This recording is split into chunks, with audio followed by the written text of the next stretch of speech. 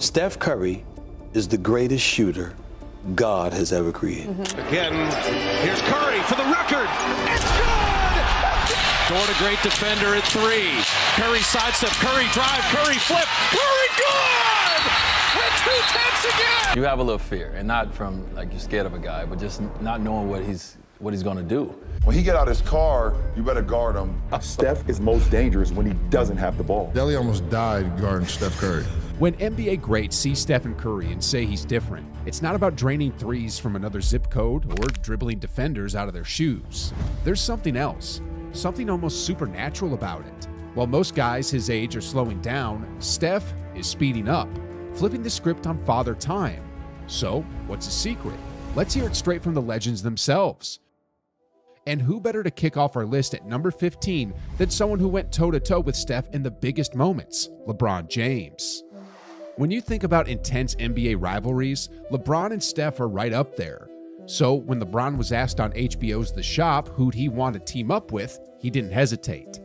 His top picks? His son, Bronny, and the man who makes defenders lose sleep, Steph Curry. And he didn't just casually mention Curry, he practically spotlighted him. Who else you want to play with? Steph Curry. Lethal. Lethal, man. When he get out his car, you better guard him right from the moment he pulls up to the arena. As soon as he get out of his car, you better guard him. Oh, start guard him. Yeah, better guard him. Man, you might want to guard him when he get out of the bed. The parking deck. Swear to God. He's serious. He's serious. And let's be honest, LeBron's not wrong. Steph's reputation as the greatest shooter in NBA history has defenders double-teaming him the second he crosses half court. James knows exactly what makes him so dangerous, and on his Mind the Game podcast, LeBron broke it down. The ball is not the problem with Steph Curry. He's the problem. Steph is most dangerous when he doesn't have the ball. Not many guys all time in our league that's most dangerous without the ball. I'm telling them, listen guys, I've been in more than enough wars with those guys. More than enough. I understand it, so I get it. I come from a different point of view, POV. But when Steph decides to cut inside the lane, don't relax. He's coming back up. That's reps and reps and reps and reps of actually guarding something that's uncomfortable. Guarding Steph is uncomfortable. And the problem with our guys in our league, they're not comfortable with being uncomfortable. Even at 36, it's not just about his insane shooting.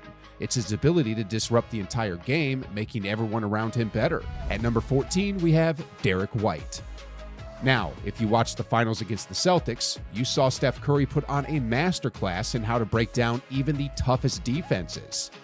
Even with guys like Marcus Smart and Derek White on him, Steph's presence alone tilted the scales in Golden State's favor. White was tasked with trying to keep up with Curry, and he spoke on what that was really like. Spoiler alert, it wasn't fun.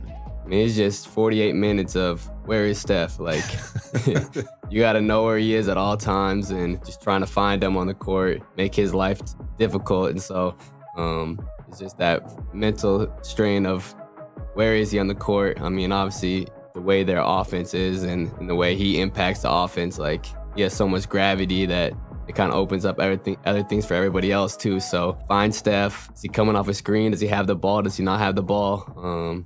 It's constant of paranoia, I guess, for lack of a better word, of like trying to limit him and just trying to find a way to slow him down. And if you think White had it rough, just remember what happened to Matthew Dellavedova back in the 2015 finals. The guy played his heart out trying to slow down Curry and ended up in the hospital with severe dehydration. But fast forward to today, and the struggle remains real. Just ask De'Aaron Fox, or, well, pretty much anyone who's tried to guard Steph. And speaking of him, he's next on our list at number 13. After facing the Warriors in Game 1 of the playoffs, the Kings star didn't hold back on what it's like to go against Curry. On both ends of the court. Did y'all see that clip of J.R. Smith? You know, talking about Delly? Did y'all see that clip? I love Delly to death, but Delly almost died guarding Steph Curry. That's just real. it's real. I didn't guard Steph the entire game, but like most of the first quarter, most of the fourth quarter, I guarded him. Yeah, that clip is real. Fox drew an interesting comparison, referencing a comment made by J.R. Smith about Matthew Dellavedova's attempts to guard Curry. That's the kind of mental and physical toll Curry takes on defenders. Even as Steph heads into his 16th year in the league, he hasn't lost a step. If anything, he's made the game even harder for those who dare to stand in his way. Now, moving on to number 12, we've got a true legend who's no stranger to greatness, Scotty Pippen. Scotty Pippen has seen it all on the court, but he can't help but be in awe of Curry's unparalleled skill set. Pippen sees him as a once-in-a-lifetime phenomenon. I think this is truly a one-off, unless he can force his son to go for his records, because he's the only one who's going to have the DNA to be able to even think about trying to capture this. It's amazing. I mean, you look at how this kid shoots the ball from behind the three-point line. He shoots it like it's a layup. There's no restriction. He's been a game changer. From one legend who made his mark in the 90s to a rising star making waves today, we shift our focus to Austin Reeves at number 11. Reeves might be a rising star, but when he found himself tasked with guarding Steph in the playoffs, he quickly realized he was up against something entirely different. Going head-to-head with Steph, what was that like? It's honestly hell. Just the way he moves without the ball, it's honestly their system too. It fits him to perfection. You literally can't ever relax. And I remember game 1 and 2, chasing him and Klay around, and I couldn't make a shot. Everybody's looking at me like, why can't you make a shot? I'm like, I ain't got no legs. But his approach to the game too is special. Just the way that he sees the game and the way he goes about the game. Now, let's rewind a bit again and talk about someone who's seen it all at number 10, Elgin Baylor. Baylor, an 11-time All-Star and a pioneer of offensive brilliance in the NBA, thought he had witnessed everything the game had to offer. But then came Steph Curry, and even he himself had to admit he was seeing something entirely new. During an appearance on ESPN's The Jump, Baylor couldn't hide his amazement at Curry's otherworldly shooting. Curry from Golden State. That guy, you've seen it. It's impossible. Somebody shoot like that. I have never seen anything like that in my life. Well, see, now you know how people felt about you. Well, this is good. We have the comp right there. That guy it's unbelievable. It's unbelievable. You watch Curry. No, he's special. Isn't that something special? I don't care where he is. He just come in, gets it, and just flicks it up there. And not but net. He doesn't know lucky bounces or nothing like that. It's amazing. I enjoy, and the thing about it, he's a very unselfish player. And he gets the ball to his teammates too. He gets a lot of assists and everything else. He's just, I'd say freak of nature. I've never seen that. I never think we'll ever see anybody shoot like that again. And when a player with Baylor's credentials, who once averaged 38.3 points per game, says Steph is unlike anything he's ever seen, you know you're dealing with a once-in-a-lifetime talent. Moving on to number 9, we've got Dwayne Wade. Wade, a legend in his own right, knows that Steph isn't just a sharpshooter. He's a walking nightmare for defenders. During a breakdown on NBA on TNT, Wade didn't hold back on the love for Steph. Fear. You have a little fear, and not from like you're scared of a guy, but just not knowing what he's going to do.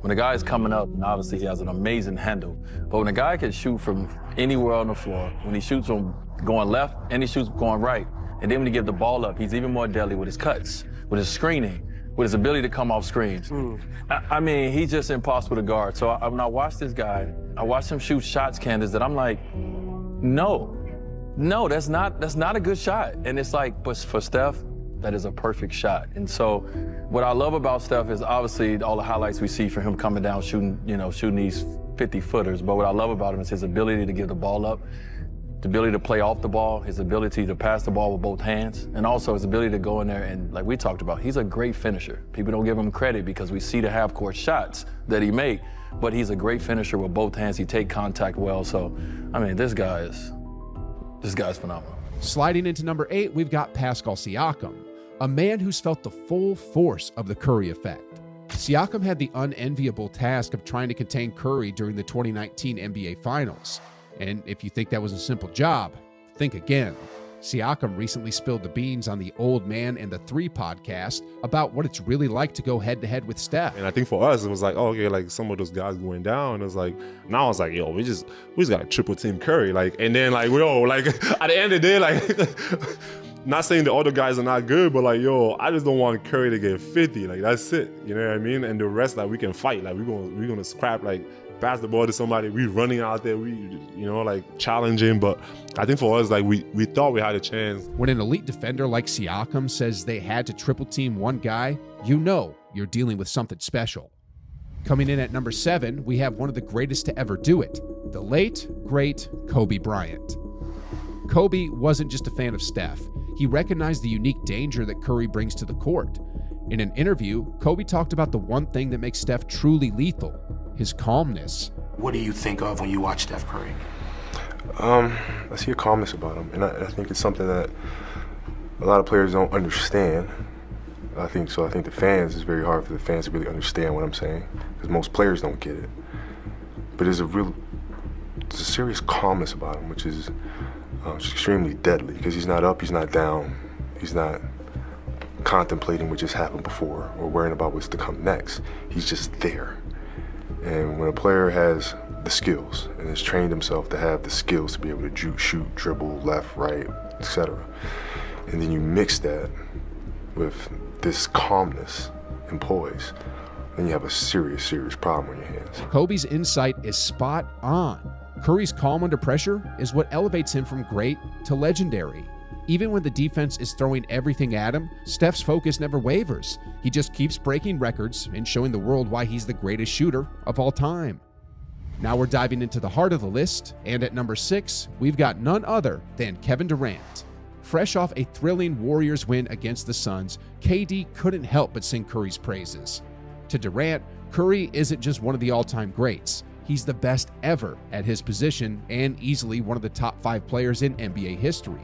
I mean, Turton got an open look. I felt like we were this close to the steal, but that's the NBA, is a game of inches, and that's all he needs. All-time great, the greatest ever at his position. Top 5 in the world, top 5 ever, so you give him a look like that for the game, he is licking his chops. Durant sees what we all see. Curry isn't just a shooter. He's a transformative force in the sport. It's not about the long-range bombs he drops from places most players wouldn't even consider shooting from. It's about how he lifts his entire team, making everyone around him better, redefining what's possible on the court every single night.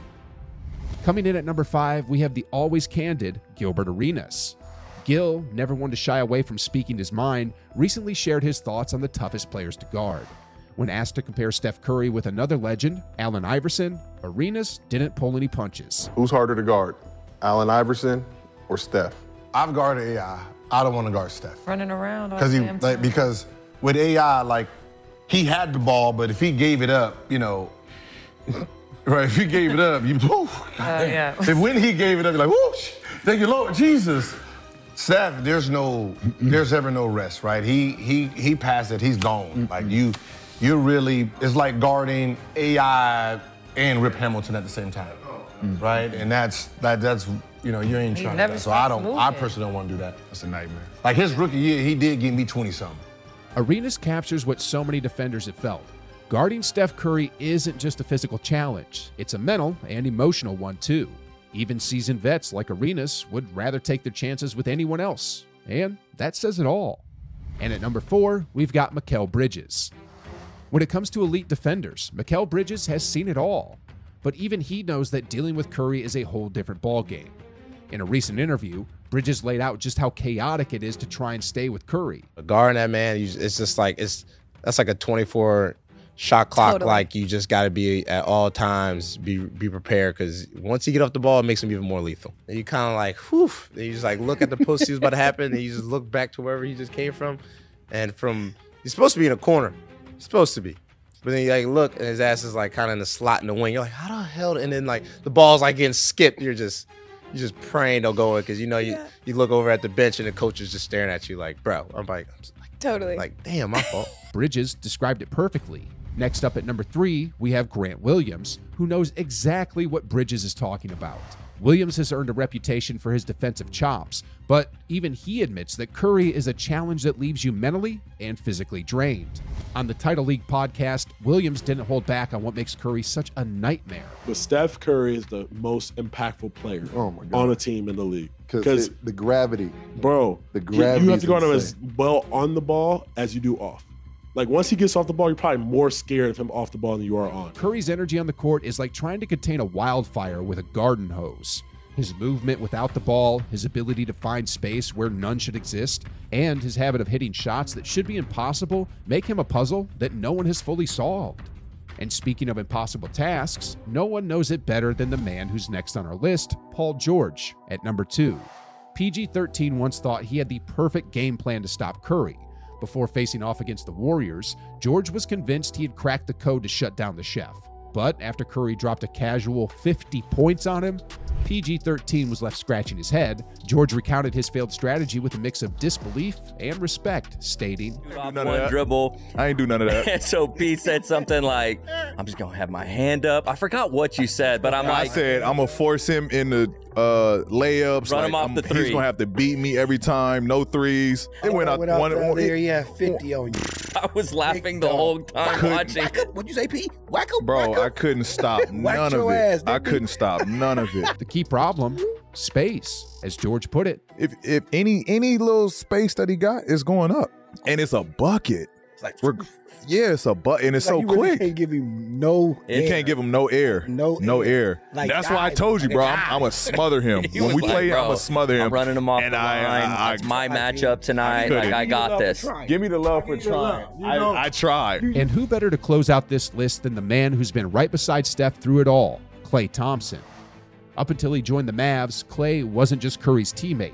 He was his brother in arms, and no one knew the real Steph better. Klay shared some insight that only a fellow Splash brother could. I think he can do it as long as he wants. Steph works so hard. He's in great shape, and he really just loves the game. He's extremely competitive, so I think Steph can do this until he's 40. I mean, his game is suited for it. He's not a power player. He's powerful, but he's obviously his game is based off more finesse, and he'll do it for as long as he wants. And from the perspective of a fellow Splash brother, there's no ceiling on how long Curry can dominate. As long as he's on the court, defenders better keep their guard up, because Steph isn't going anywhere anytime soon.